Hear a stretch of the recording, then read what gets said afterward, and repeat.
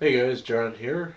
It is September 10th, 2010, and as many of you know, tomorrow is September 11th, the ninth anniversary of the vicious attacks on the US. And, well, I've been doing some thinking.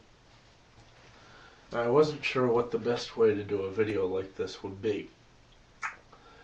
And I've tried doing cuts, and I figure the best way to do it is just upload it from a webcam so you guys have the honest feelings that I've got. And if you're looking for a funny video, this probably isn't it. I don't plan on cracking jokes, though one might slip out because that's my nature. So, September 11th, my story. Started out, I was in 7th grade. Teachers decided that we needed to get to know each other better because we'd never spent enough time together, apparently. 7 years of school is not enough. So, we went down to Wells Harbor, which is about a 20-minute walk from the junior high, and we walked down there, and right off the bat, I knew something was wrong. It was about 10 o'clock, and the teachers weren't sharing anything, but they weren't having fun. And something was definitely wrong.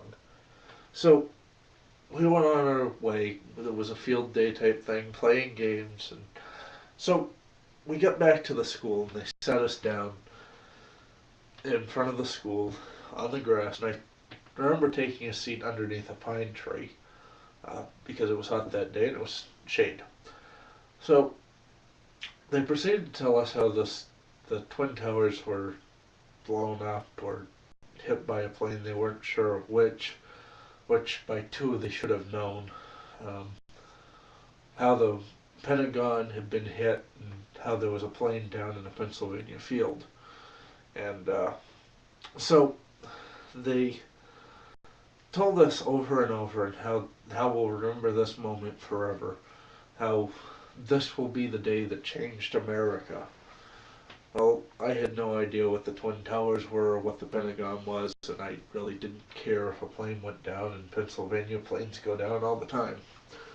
Until I got home, and I watched, I believe it was MSNBC, because that's the lowest news channel that we got. And I remember watching for the first time the recording of those towers falling, and I knew right then and there that it was a life-changing moment. That nothing was going to be the same again. And I knew that I would remember the moment. And even though I didn't understand it at 12 years old, I knew something big had happened. And then I saw what looked to be an explosion from the Pentagon and the wreckage from the Pennsylvania field.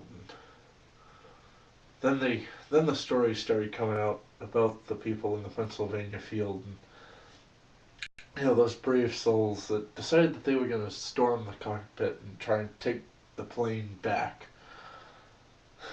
And those words, "Let's roll," we kept hearing them over and over. They were almost, embedded in our heads, and I'll never forget those words and, their meaning, which, it's amazing to think that two words could change the outlook on everything.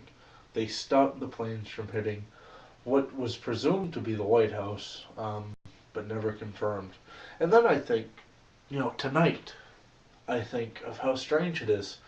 This very moment, the two terrorists that boarded the planes in Portland, 30 miles away from me, were getting into bed after their day of shopping at Walmart and taking all kinds of money out of an ATM, which is factual. I just read it online on our CBS News affiliate, WGME, up here. And then I think about, the strange feeling. These people in New York, 9 years ago tonight, were setting their alarm clocks, getting ready to go into work the next morning. And, I wish I could call them and tell them that tomorrow was National Prank on Your Boss Day, and how I could just get them to all play hooky from work and save their lives, but it doesn't happen that way. It never happens that way. And what's done is done. I just wanted to share my side of the story. And of course, I got the flag up behind me. And what you guys can't see behind me here, I got these last year. These are the commemorative Beanie Babies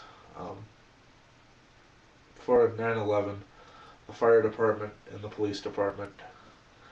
I found them actually at work. We started selling Beanie Babies, and it was about this time last year, earlier, yeah, last year they showed up. I know I needed to get them because the proceeds, which I'm sure um, have already gone because they are retired, but the proceeds did go to um, the respective funds, the 9/11 Fire Fund and the 9/11 Police Fund, which I think are now both the same fund. And it's just, it warms my heart to see that even 9 years after, we can still get along somewhat as a nation.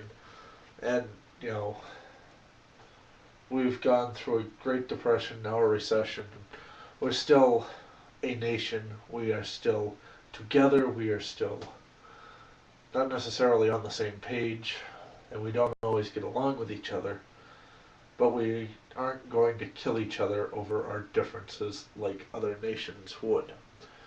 So I'd like to take this time now, wrap up the video, say thank you to all of our servicemen and women of the Special Forces and Armed Forces and everyone overseas and at home, whether you be in the Army, Marines, Navy, National Guard. I'm sure I'm missing a few. But thank you from the bottom of my heart. Yeah. I hope I'm not the only person to say this to you, but thank you very much for going out every day, risking your lives to keep us free and to prevent us from having another terrorist attack. And I guess that's pretty much it, guys. So until next time, I'm John. Over and out.